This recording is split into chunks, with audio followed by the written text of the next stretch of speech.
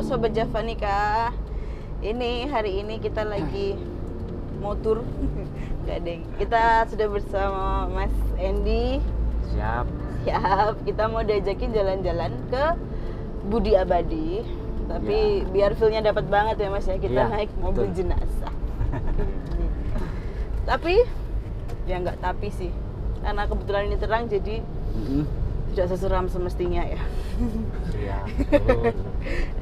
Tapi aku penasaran deh, Mas Andy itu udah berapa lama Mas membawa mobil jenazah ini? Kalau aku membawa mobil jenazah itu dari 2018. 2018? Ya, itu sudah mulai di situ. Oke, berarti udah ya 6 tahunan lah ya. Betul. Tapi pertama kali ada takutnya nggak Mas? Pertama kali nggak ada sih. Nggak Karena ada? ya mungkin sudah lama di situ ya. Oh iya. Gitu. Tapi apa sih yang maksudnya pada akhirnya membuat Mas Andy sendiri nih memutuskan untuk ini? Memutuskan untuk jadi ini ya. Yang utama sih seperti abdi dalam. Jadi di balik itu saya mengabdi lah. Oke. Hitungannya bukan untuk tujuan kerja atau apa, itu sebenarnya nggak ada. Memang ya untuk mengabdi sih tujuan utamaku gitu. Oke. Tapi kalau apa namanya Mas, biasanya ya namanya juga orang meninggal tuh pasti kan ketika jenengan jemput jenazah itu kan ya keluarganya bersedih, menangis. Betul. Gitu ya. Lah nek Mas Andy sendiri nih dalam menghadapi itu semua, maksudnya yuk namanya manusia juga punya perasaan juga ya. Nek jenengan dalam menghadapi situasi kayak gitu tuh gimana? Menghadapi itu ya terutama ketika bertemu keluarganya ya mengucap untuk berkabung sih, untuk belasungkawa juga gitu. Terus terutama untuk pelayanannya kita harus utamakan ke keluarga. Kita harus membantu. Oh berarti SOP-nya pun termasuk apa aja nih? Maksudnya selain menjemput, bantu masukin ngangkatin juga atau gimana? Kalau SOP-nya sendiri untuk driver memang dikala tenaganya kurang kita juga ikut turun bantu untuk naikin jenazah, nurunin jenazahnya juga, terkadang memandikan pun juga. Oh sampai memandikan juga? Iya. Tapi perlu kayak, maksudnya siaga atau kayak ketika saat itu ditelepon pun juga langsung bisa berangkat atau harus? Betul. Nggak harus yang antri bookingnya, nggak ada tahu orang mati kapan juga sih. Iya kan ya.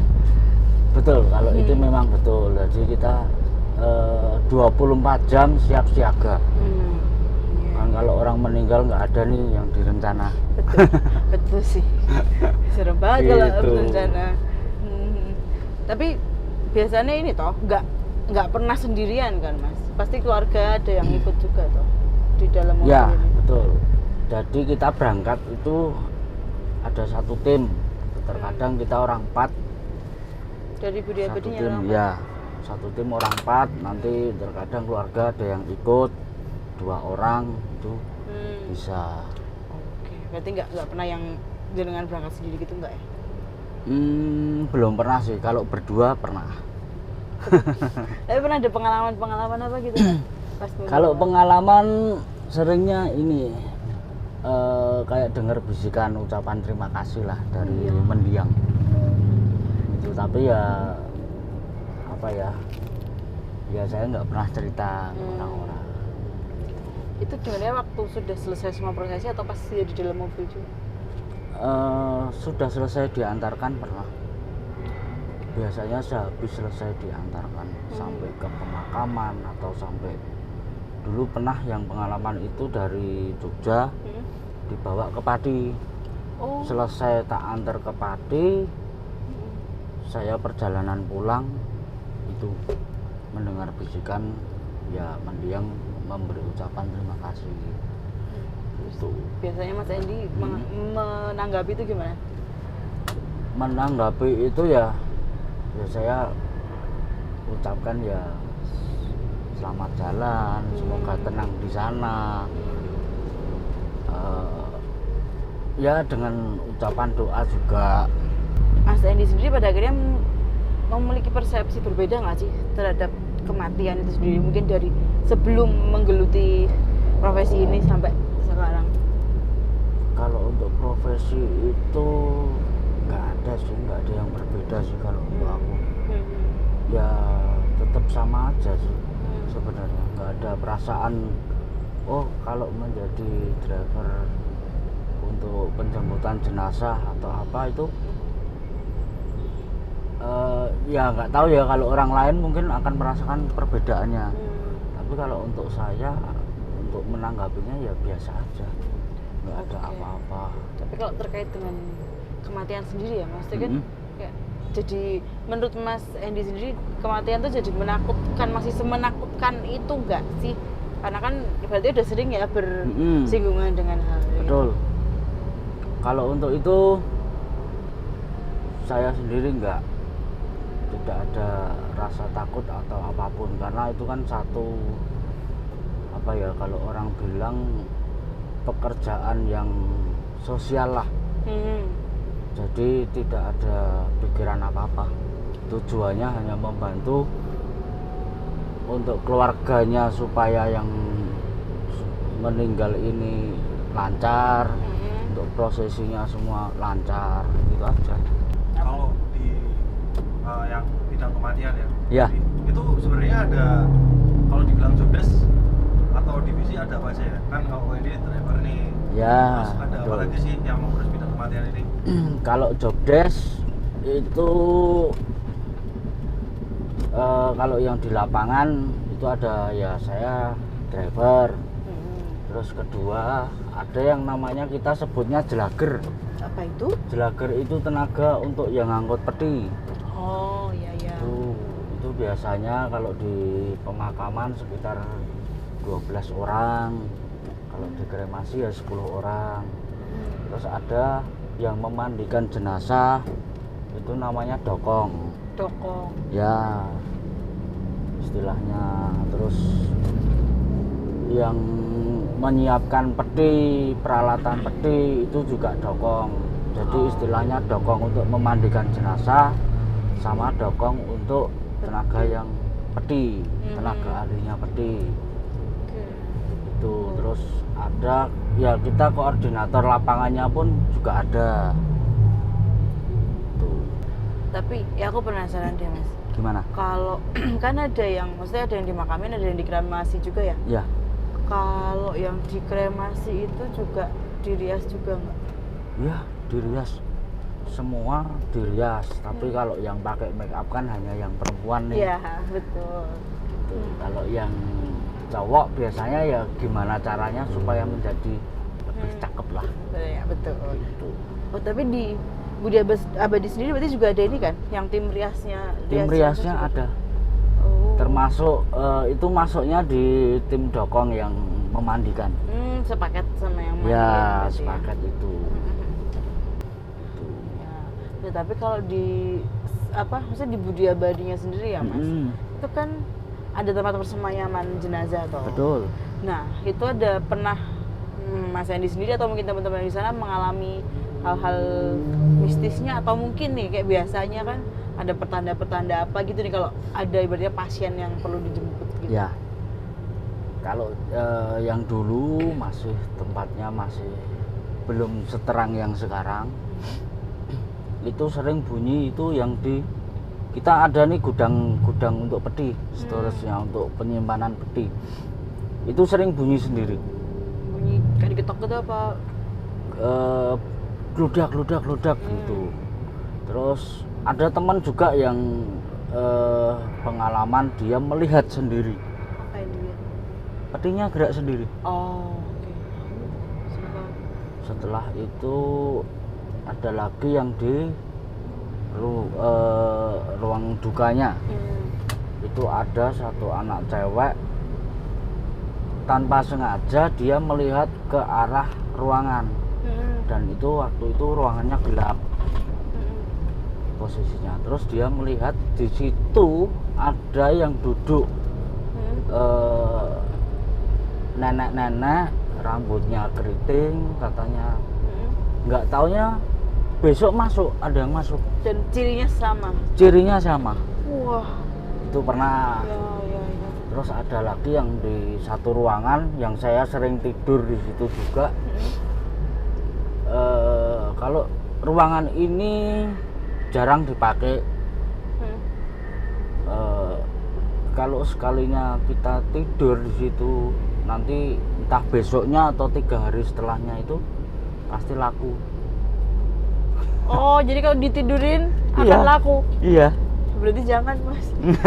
Berarti kayak itu semacam Itu betul. mitos lokal di Budi Abadi ya? Ya, mitos Oh. intern kita sendiri. Iya. Serem banget sih tapi itu kayak. Ya, percaya nggak percaya, tapi ada kenyataan, ada yang mengalami juga. Gitu. Tapi Mas Edi sendiri pernah nggak ngalamin yang kayak mbak-mbaknya tadi ngelihat Pernah. sosok, wah, terus menjemput Cukup. besoknya? Itu dikala sudah isi dan itu orang Bali. Mereka pakai tradisi Bali. Itu pernah satu kejadian yang orang Bali ini, saya melihat mendiang yang meninggal ini duduk di atas petinya. Wah, serem. Saya terheran kalau itu. Tapi nggak ada komunikasi atau apapun ya, cuma ngeliat tok. Nggak ada. Jadi penasaran. Nanti ini ya Mas, kita boleh ditunjuk-tunjukin nggak tempat petinya di Boleh, mana, tempat boleh. persemayaman? Boleh sekali. Nanti kita tur di rumah duka. Siap. Tapi nggak ada pantangannya toh? Nggak ada. Aman ya? Nanti Aman. bantulah. Iya. Bantu sekalian. Iya. Di Budi Abadi baru ada orang kan kok. Jadi ada teman-teman yang lain kan. Ada, nanti sama adik saya, adik angkat lah, adik ketemu besar, namanya Renal. Oke. Kita Itu ngobrol kebetulan juga ya. ya orang Manado sih sebenarnya. Iya. Nanti ketemu Oke. dia di sana. Oke, siap.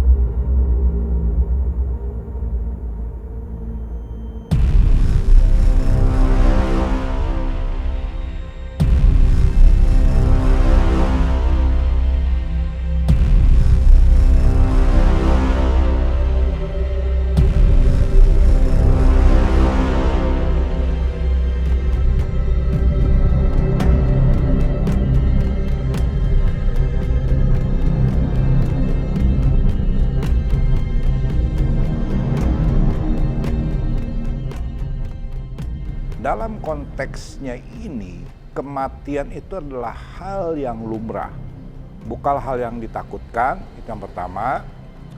Kedua, kematian itu adalah kita sebut kembali. Tiga, itu kematian itu adalah suatu yang bersifat, kita sebut saja dalam filsufnya Zhuangzi itu adalah tidur. Tidur dalam keabadian. Zaman dahulu kita itu adalah extended family, keluarga besar. Ya, berbeda dengan sekarang keluarga atom ataupun cuma suami, istri dan anak. Jadi yang mempersiapkan pun bisa klan, marga. Contoh perkumpulan Budi Abadi ini kan mempersiapkan juga dari sumbangan. Misalnya ada orang yang mampu dia menyumbang kegiatan ini untuk mempersiapkan kematian.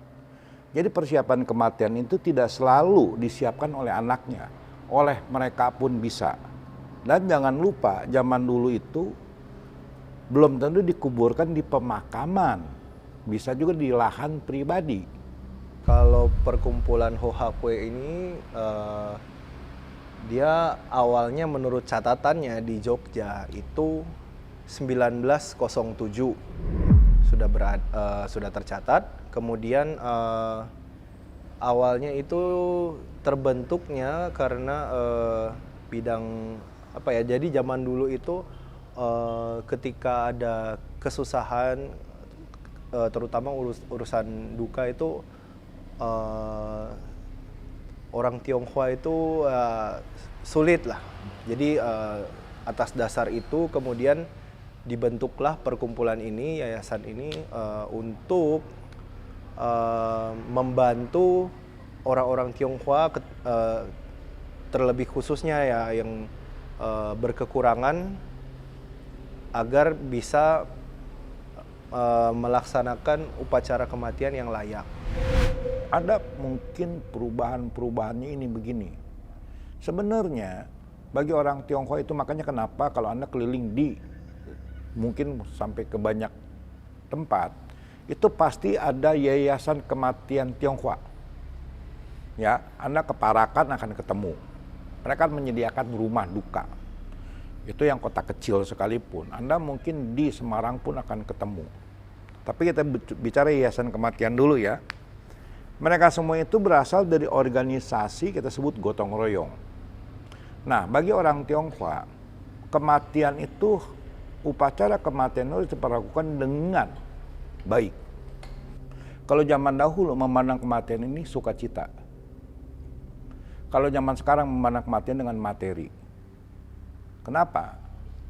Karena zaman dahulu kita itu mungkin budaya timur, bahkan di barat pun sama, ada istilah gotong royong. Ya, seiring dengan perkembangan zaman, seiring dengan modernisasi, akhirnya sifat gotong royong itu lenyap. Bahkan pernikahan pun kita serahkan kepada I.O. Kematian pun kita serahkan kepada I.O. Dalam hal ini adalah mereka yang mengurusi kematian. Kalau zaman dahulu keluarga, Anda mungkin yang mengalami masa kecil di desa terutama terasakan guyup ya, rukunnya saling tolong menolong. Jadi dalam hal menghadapi kematian, pernikahan pun mereka akan gotong royong. Jadi ada perubahan masyarakat karena kalau kita sebut percepatan modernisasi. Sehingga kita ini kematian pun akhirnya akan menggunakannya dengan sudut pandang itu. Kenapa? Satu, percepatan modernisasi. Kedua adalah jarak. Semakin berjarak kan, urbanisasinya semakin meluas. Kita berpindah, bermigrasi kemana-mana, sehingga belum tentu juga keluarga besarnya datang bantu. Jadi contoh begini, ini pengalaman saya waktu saya masih kecil, yaitu tahun 70-an. Itu kakek saya dari pihak ibu meninggal. Waktu itu memang sudah ada rumah duka. Tapi tradisi zaman dulu, kebanyakan orang Tionghoa maupun mungkin orang Jawa sendiri, itu di rumah sebenarnya. Ya, di rumah itu jadi rumah itu besar, disemayamkan di rumah tanpa ada rasa tabu. Nah, saat disemayamkan di rumah itu, yang menolong siapa? Kerabat besar semua. Nah, sekarang ada yang di Amerika, ada yang di mana. Akhirnya saat ada yang meninggal, kita mau nggak mau bawa ke rumah duka karena mereka lebih prepare. Jadi dari sudut filsafat mereka memandang kematian itu sebagai sesuatu yang lumrah, tidak perlu ditakuti, tidak perlu ditangisi. Sehingga dalam perjalanan budayanya Tionghoa juga mereka itu ada persiapan menghadapi kematian. Misalnya saat ulang tahun, anak-anaknya memberikan hadiah, mungkin agak kurang ajar bagi budaya yang lain, yaitu peti mati. Atau mereka sudah mempersiapkan tanah kuburnya, mempersiapkan baju untuk kematian. Jadi kematian itu adalah suatu perjalanan hidup manusia. Ada awal, ada akhir. Nah, tapi dalam konteks budaya, kematian itu adalah kembali ke pangkuan leluhur. Kembali ke pangkuan leluhur, karena itu mereka menekankan pemujaan kepada leluhur. Itu. Kalau yang ketiga, itu mungkin lebih berkaitan dengan religi ya, agama ya. bahwa nantinya pada saat agama-agama besar berkembang luas, itu kematian itu bisa kita katakan menjadi dua kelompok besar. Satu itu adalah tumimba lahir atau reinkarnasi. Yang kedua itu adalah mendapatkan keabadian melalui memori yang diwariskan turun-temurun.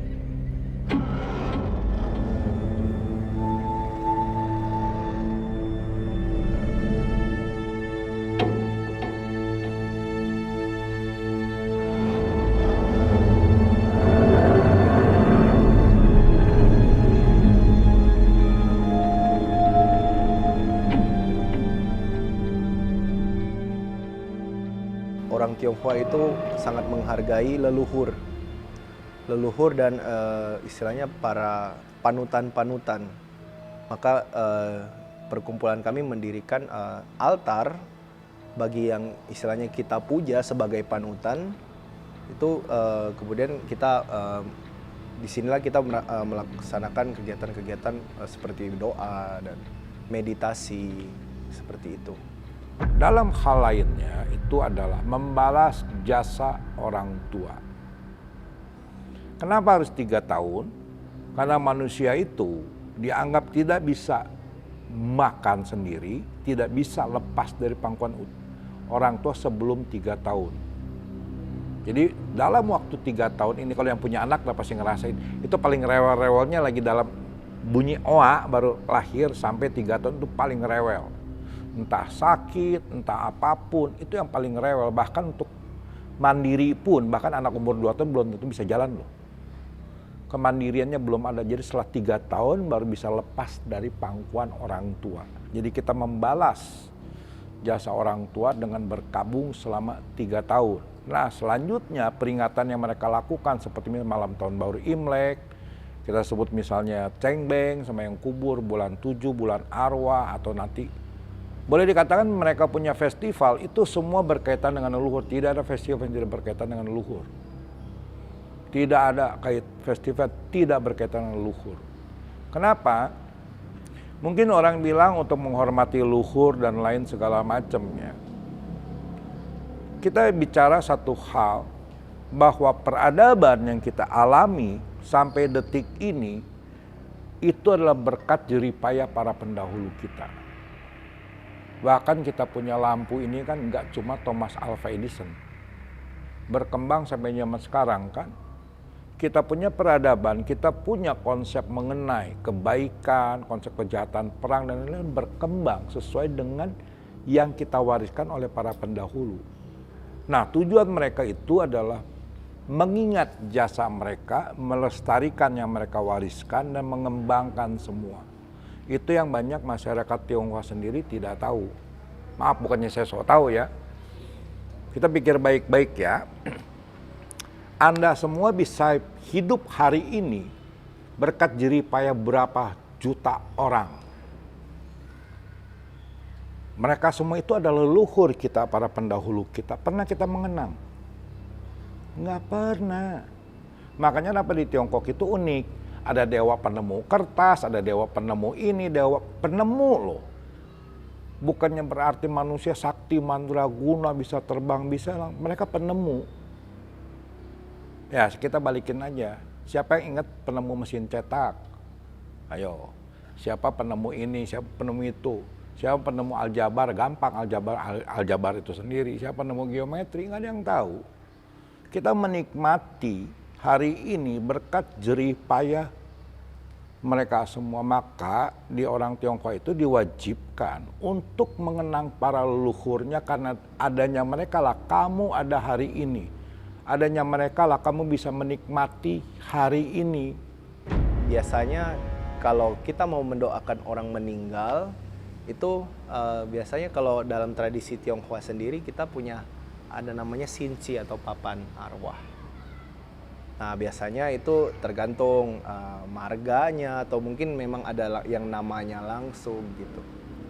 Nanti bisa dilihat salah satu contohnya di sini, yaitu kita punya altar Xiongti. Jadi kita mendoakan anggota-anggota senior-senior yang sudah mendahului kita juga di sini. Di sini beda ya. Ini memang ranah khusus untuk perkumpulan. Jadi tidak berhubungan dengan kematian di depan. Lalu ada barang-barang kertas ya, seperti uang-uangan itu. Uang-uangan itu ada yang dolar besar, dolar kecil, itu menganggap bahwa mereka yang di sana, yang sudah diambil oleh Tuhan, membutuhkan uang juga. Lalu ada ini, surat jalan, ini untuk nanti maksudnya untuk di bank di sana. Ini juga, ini nanti dibakar semua ini. Lalu ada rumah-rumahan yang dibuat dari kertas, itu sesudah 3 hari atau nanti besok pagi mau berangkat, rumah-rumahan itu dibakar. Rumah-rumahan itu dibakar, dan rumah-rumahan itu di situ ada satpam, ada mobil, ada TV, ya dibuat seolah-olah rumah modern. Dan itu nanti akan dibakar biar ke atas. Nanti bisa ditempati yang meninggal dunia ini. Orang Tionghoa itu penuh dengan simbol dan makna. Nah, kalau di kita sendiri ada namanya ukung atau 5 persembahan utama. Itu ada dupa, ada lilin atau penerangan, terus ada bunga, ada buah, dan ada air. Nah, ini masing-masing punya makna. Contohnya adalah dupa. Dupa itu melambangkan, selain dupa sebagai kita bilang pengantar pesan, itu dupa itu melambangkan keikhlasan. Jadi ketika dupa itu kita bakar kan, nanti dia menjadi abu. Kemudian ada bunga. Bunga itu melambangkan sesuatu yang alamiah. Istilahnya tidak ada yang abadi gitu, sebagai pengingat juga. Kemudian ada buah. Buah itu melambangkan hasil dari usaha kita. Kemudian tadi ada air. Biasanya kita ganti, bukan ganti ya, pakai air atau pakai teh, itu sebagai lambang kemurnian batin. Itu yang istilahnya yang utama. Tapi ada juga yang seperti kita bilang ada samseng, misalnya itu persembahan kepada 3 alam ya bilangnya. Ada ayam, ada babi, ada bandeng. Bagi warga saudara kita umat Tionghoa memang menghargai yang meninggal dunia itu. Apalagi anak cucu menantu sudah ditinggali harta benda, yang itu memang satu-satunya jalan dalam kematian itu menghormati mereka yang meninggal dengan cara apapun juga. Kadang-kadang mungkin Mas Mbak ini kaget juga kalau ada rangkaian bunga seharga 100 juta terjadi juga itu. Semua dinding itu dikasih bunga, lalu kiri kanan jenazah dikasih bunga. Pokoknya semua untuk yang meninggal dunia, menghormati, karena apa dulu itu sudah membesarkan mereka menjadi baik, menjadi berhasil, itu karena orang yang meninggal itu. Jadi dibuat semeriah mungkin. Dan tidak ada kesan kesedihan. Lebih-lebih kalau sudah meninggal 80 tahun ke atas, itu warnanya dominan merah. Merah itu tidak perlu sedih-sedih lagi.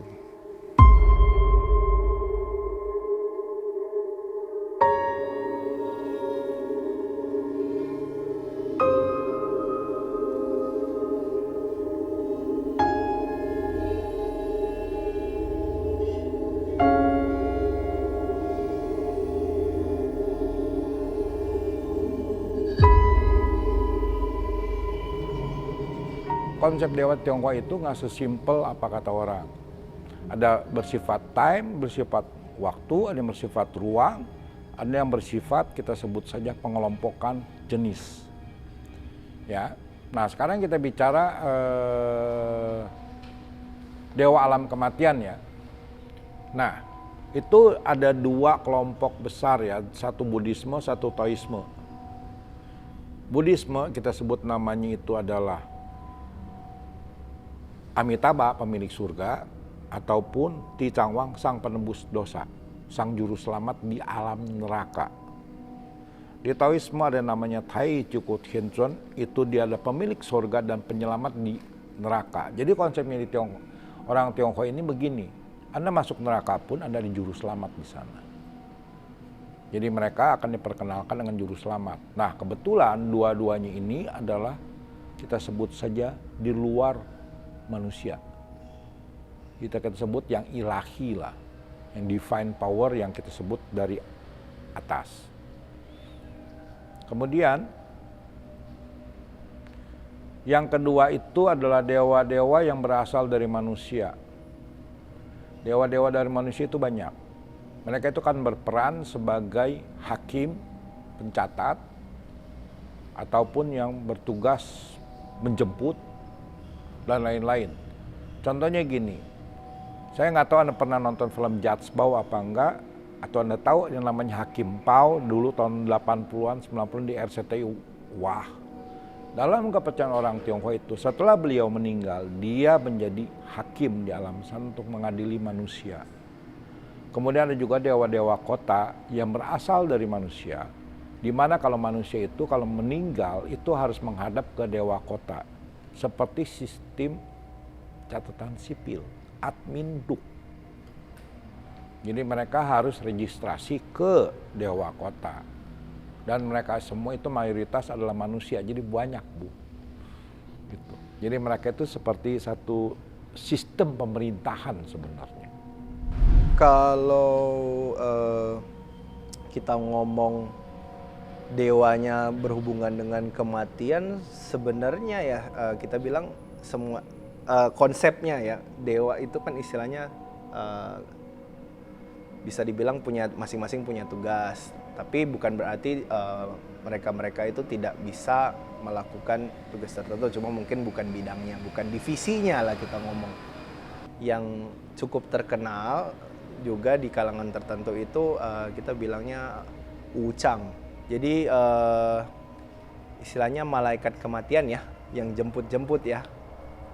Terus ya di masing-masing kepercayaan juga dalam Taoisme juga ada Tai Chukut Hien Chun. Terus ada kalau dalam Buddhisme ada Ti Chang Wang, ada Amitabha, ada banyak sekali sebenarnya. Ini sepemahaman saya ya. Jadi itu istilahnya patung itu akan ditiam atau dititik. Nah itu bisa dibilang seperti buka aura, Jadi istilahnya dihidupkan seolah-olah dia hidup. Tetapi kalau dibilang isi ya kita nggak tahu ya ada isinya apa enggak. Tapi kan istilahnya itu ada salah satu tata cara ritual, istilahnya kita menghadirkan yang ilahi, sosok mungkin yang kita panut, yang kita percaya gitu. Mayoritas di dalam budaya Tionghoa sendiri itu adalah bicara kubur. Mereka sebut Jut Hu Kui An, artinya masuk ke dalam tanah, kembali ke dalam kedamaian. Ya, jadi sebenarnya budayanya mereka itu mengenalnya budaya kubur. Tapi harus kita ingat, Tiongkok itu sejak zaman dahulu itu wilayahnya luas, sehingga dia itu tidak pernah menjadi monoculture, multiculture.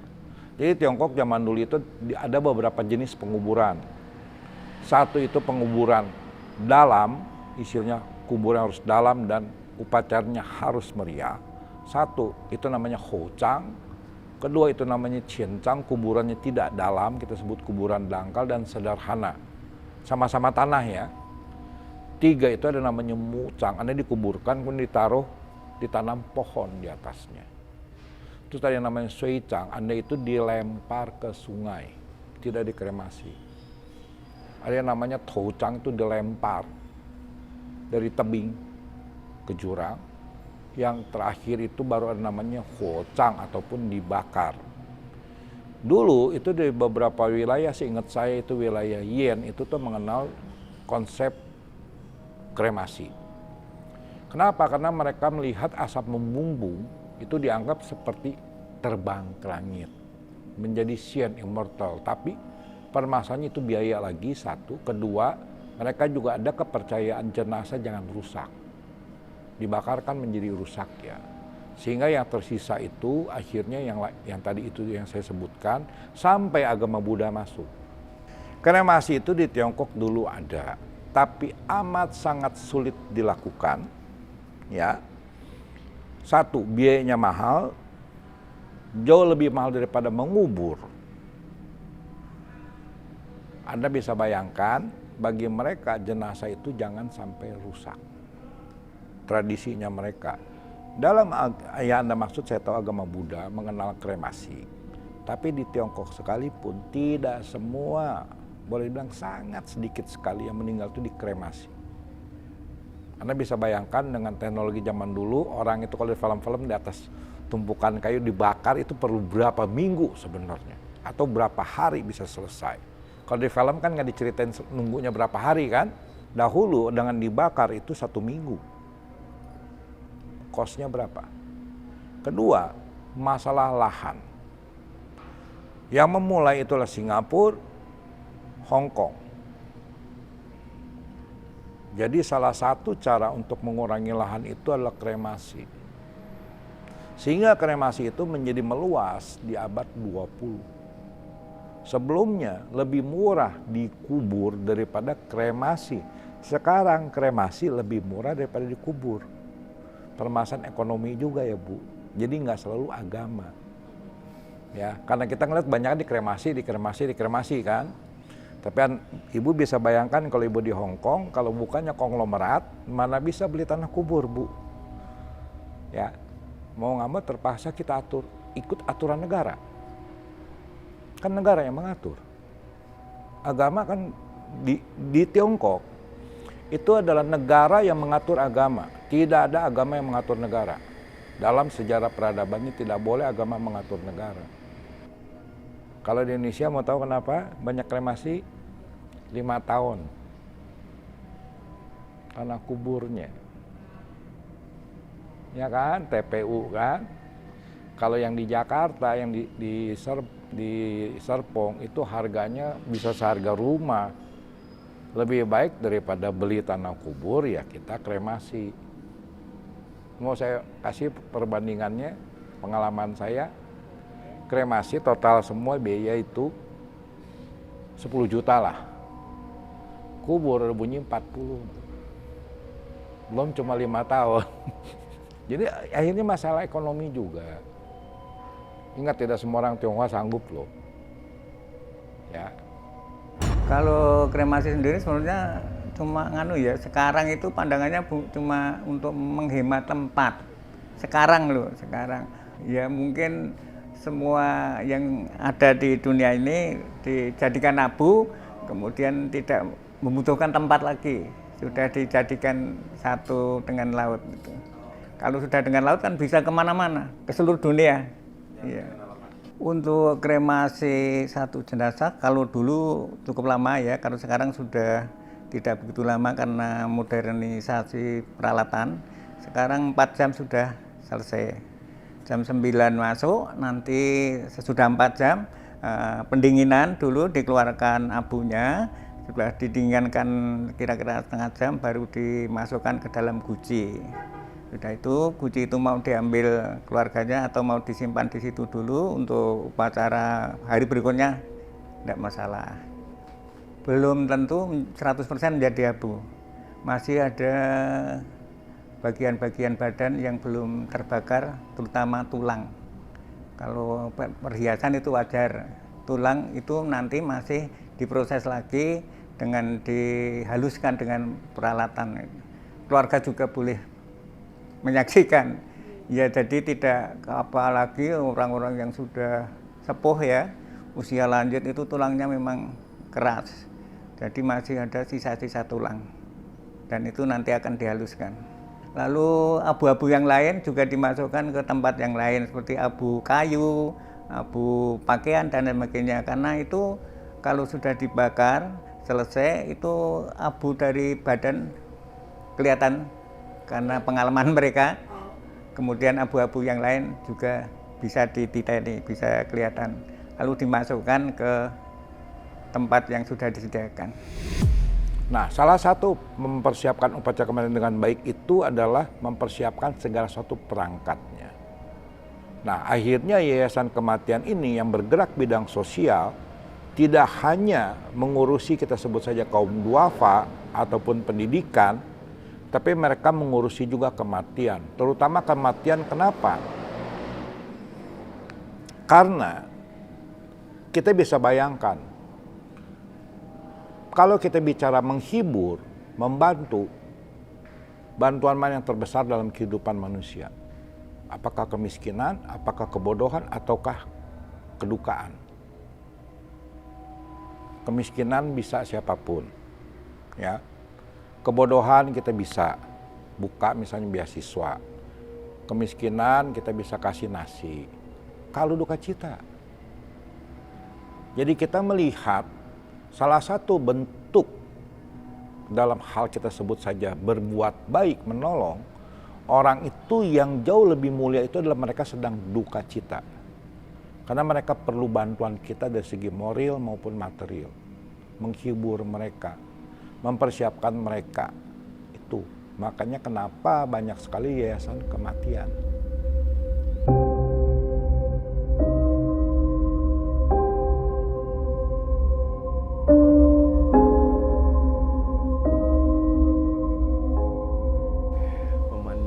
Ya, pada suatu saat kita juga akan ke sana gitu kan.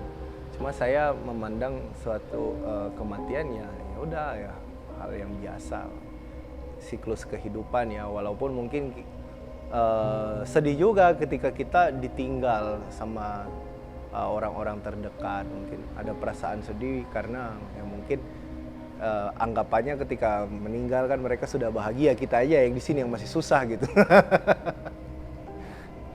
Ya seperti itu ya, jadi kalau istilahnya menghadapi kematian ya jujur secara pribadi saya nothing tulus. Jadi kalau memang sudah waktunya ya sudah. Sebelum saya menjadi MC kematian, itu ya kita menjadi MC manten maupun MC apa saja, itu biasa-biasa saja. Sesudah menghayati dengan MC kematian, saya menyadari bahwa saya juga akan seperti itu. Orang itu akan kemana? Ke sana juga. Ya, itu. Memang ada dari MC biasa ke MC ini, khusus orang meninggal dunia, memang ada maknanya, ada ada gunanya menjadi yang lebih baik lah. Dari yang tadi tidak tahu menjadi tahu. Kalau kami yang saya persiapkan itu dalam hal iman ya, rohani kita, bahwa nanti kalau iman kita kepada Tuhan itu ya sesuai dengan ajaran Tuhan, kita akan dipanggil sesuai dengan yang kita harapkan, bisa masuk ke alam kekekalan. Kalau yang tadi umat Tionghoa itu memang ada, mereka mengumpulkan harta banyak, nanti dalam upacara kematian itu mewah. Itu dilihat dari sudut pandang materi saja. Mereka bisa melihat terlihat mewah, itu suatu kebanggaan mungkin. Jadi kadang-kadang ada orang-orang tua-tua Tionghoa memberikan pesan, kalau itu sederhana saja, upacara kematian itu sederhana saja, jangan sampai nanti terlilit hutang. Itu saya membaca buku dari orang-orang dulu, ada bukunya itu, dari saya mencari buku-buku zaman dulu. Kalau rohnya saya percaya. Kalau rohnya masih di sekitar itu, saya percaya nanti berapa hari rohnya sudah menjauh, saya juga dalam batin saya ya, sepengetahuan saya sendiri pribadi, saya percaya itu. Kalau itu ya kayak apa ya, mungkin firasat ya kita ngomong ya, pertanda-pertanda begitu, tapi ya tiap orang bisa beda-beda sih. Biasanya kalau yang menurut ini cerita menurut pengalaman saya aja, biasanya salah satunya itu kalau udah mau meninggal biasanya tiba-tiba dia minta makan sesuatu. Nah, itu kejadian kebetulan ke beberapa kerabat saya seperti itu persis gitu. Tiba-tiba yang sakit tuh tiba-tiba jadi sehat gitu. Tapi pengen makan ini, itu salah satu contoh. Dalam budaya Tionghoa itu jauh sebelum agama Buddha masuk, mereka tidak mengenal konsep reinkarnasi. Setelah agama Buddha berkembang, itu sekitar tahun 300-an Masehi sampai tahun 600 Masehi itu masa chaos, masa kacau. Masa di mana masyarakat itu perlu harapan. Harapan itu dituangkan dalam bentuk reinkarnasi. Jadi kita harus pegang satu premis bahwa penderitaan itu adalah ladang subur agama. Sehingga mereka dengan reinkarnasi mereka mendapatkan harapan. Dan juga mungkin mengharapkan keadilannya. Ya kalau bagi saya sendiri ya, saya sih paling nggak ya berusaha lah berbuat baik. Walaupun mungkin saya kalau dalam ranah berbuat baik saya berusaha jadi orang baik yang istilahnya berbuat baiknya itu udah otomatis walaupun masih berusaha ya.